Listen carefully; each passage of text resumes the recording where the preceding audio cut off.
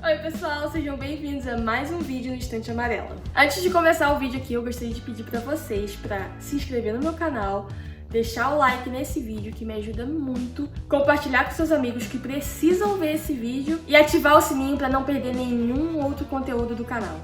Os psicopatas interpretam o mundo de uma forma diferente do resto das pessoas. Não sentem medo, não sentem culpa, não ficam nervosos, não experimentam empatia com os outros. Contudo, conseguem adivinhar com precisão as emoções alheias e se aproveitam disso para manipular todos ao seu redor. Esse foi um trecho que eu marquei pra vocês para começar a falar um pouco mais sobre este livro, O Bom Filho, de Yu Jong. Gente, mas antes de começar a falar qualquer coisa do livro, eu queria avisar vocês que essa história pode conter gatilhos.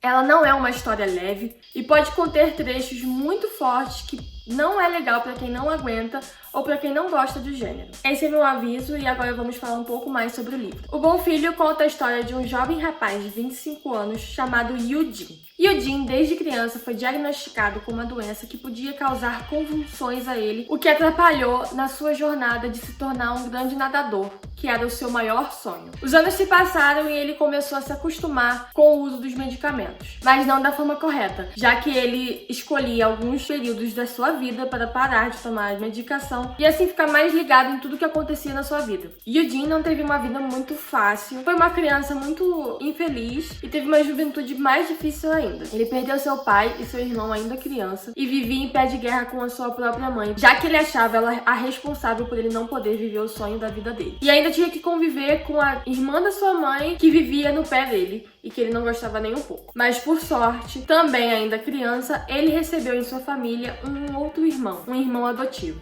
Hye Jin, que era também o seu melhor amigo e a única pessoa que ele conseguia respeitar e confiar.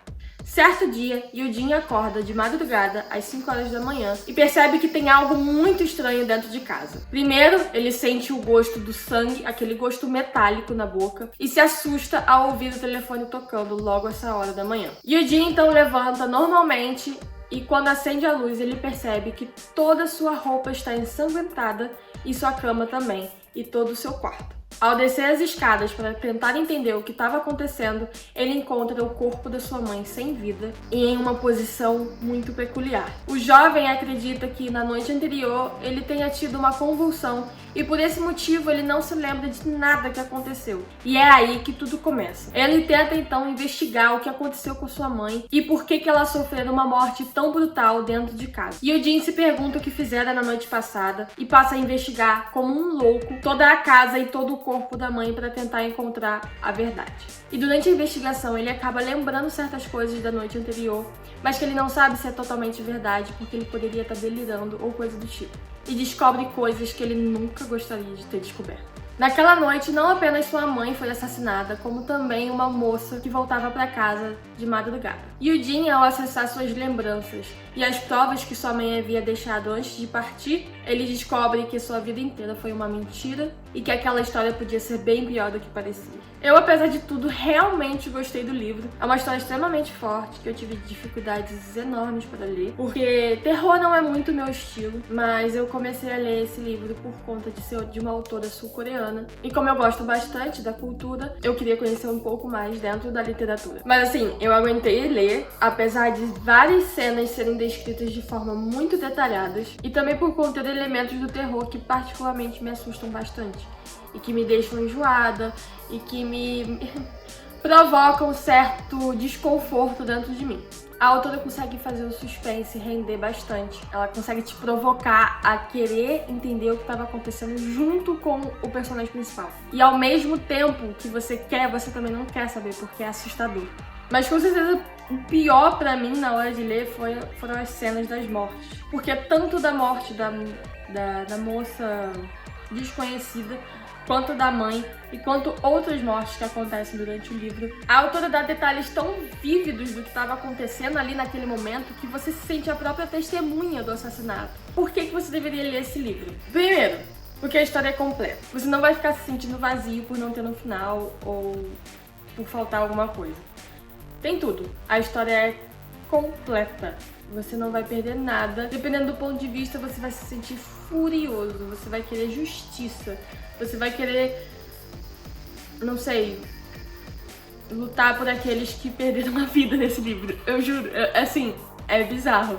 Eu cheguei no final e não consegui digerir. Eu fiquei com muita raiva. Eu senti vontade de jogar o livro longe, de rasgar, de queimar. E não é porque é um livro ruim, é um livro ótimo, mas dá raiva, dá muita raiva, simplesmente. O segundo motivo é o tempo. Eu não sou muito fã daqueles livros que vão e voltam no tempo toda hora, mas nessa história foi necessário isso acontecer.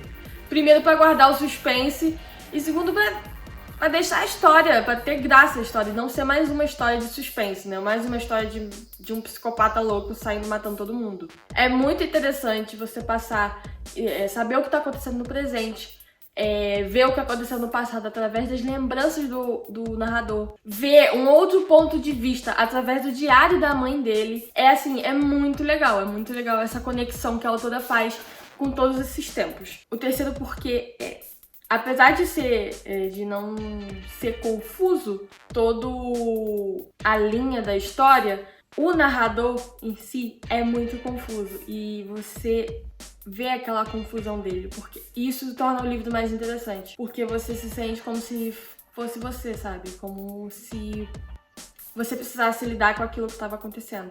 A autora também traz essa brincadeira da mente muito forte na história, então é muito interessante ver por esse lado também. Em quarto lugar fica, então, o medo e a apreensão que você sente por todos os personagens. Absolutamente todos os personagens. Tanto as vítimas, quanto o narrador, quanto o assassino.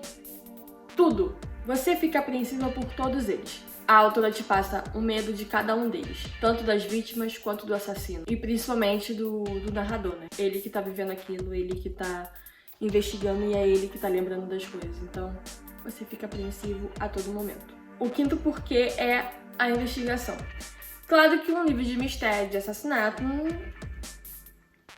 tem que contar com a investigação, que é a parte mais importante. É por onde a gente começa a ligar todos os fatos e entender melhor o que aconteceu lá no início. Eu, como adoro história, como adoro investigação, sou viciada nessas coisas, eu adorei o fato de não ter uma polícia envolvida e sim um menino, que a princípio parece comum, mas que acaba revelando também vários outros segredos, né? Não só dele, como da história em si. O sexto ponto é não ter um final feliz.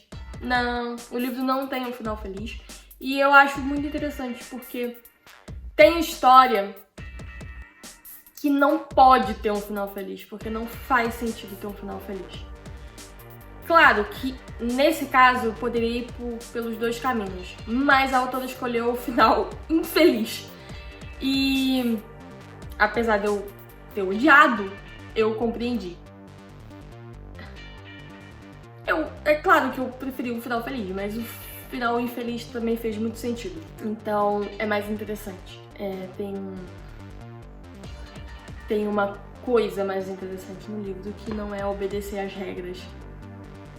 Como vocês puderam ver, eu fiquei muito dividida nesse livro. Eu gostei e odiei ao mesmo tempo. Gostei porque a escrita da autora é maravilhosa, é sensacional, te prende, etc, etc.